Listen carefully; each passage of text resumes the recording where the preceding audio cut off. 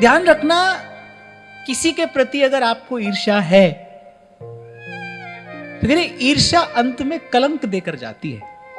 क्यों? क्योंकि ईर्ष्या में पड़कर व्यक्ति अनुचित करता है। देखो, हनुमान जी ने मैनाक पर्वत को केवल छू लिया, सुरसा का समाधान किया, लेकिन सिंगिका को तुरंत मार डाला। वो सिंगिका कैसी है?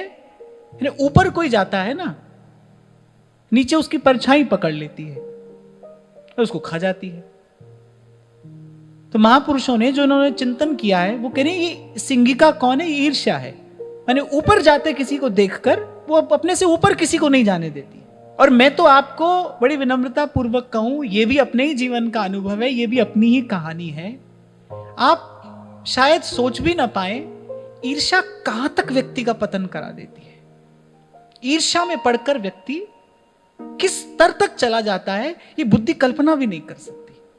इसलिए हनुमान जी ने संकेत दिया है, बोले सोने का पर्वत आया तो स्पर्श किया उसको आदर दिया, बस केवल इतना कहा कि भाई मैं तो प्रभु का कार्य करने जा रहा हूं, प्रभु का कार्य किए बिना मैं विश्राम नहीं कर सकता। लेकिन उसका कोई अनादर नहीं किया।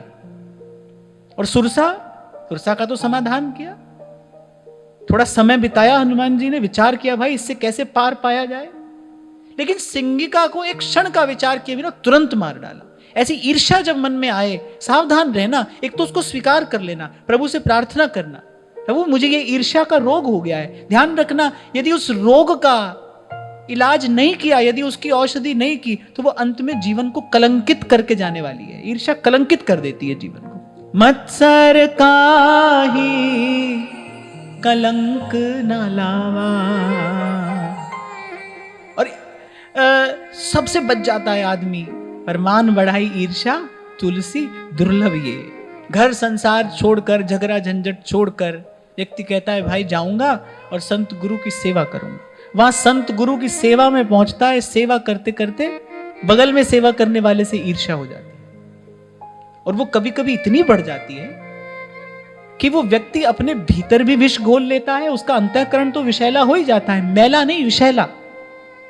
काम क्रोध ये अंतःकरण को मैला करते हैं, पर ईर्ष्या तो विषैला कर देती है। ईर्ष्यालु व्यक्ति जिस वातावरण में रहेगा वो वातावरण विषैला हो जाएगा। बड़ी नकारात्मकता हो जाती है वहां, बड़ी असहजता हो जाती है वहां। इसलिए यहां काकभुसुंडी कह रहे हैं, ईर्ष्या जीवन को कलंकित कर देती है। मच्छर काहि कलंक न लावा, काहि न शोक समीर डुला।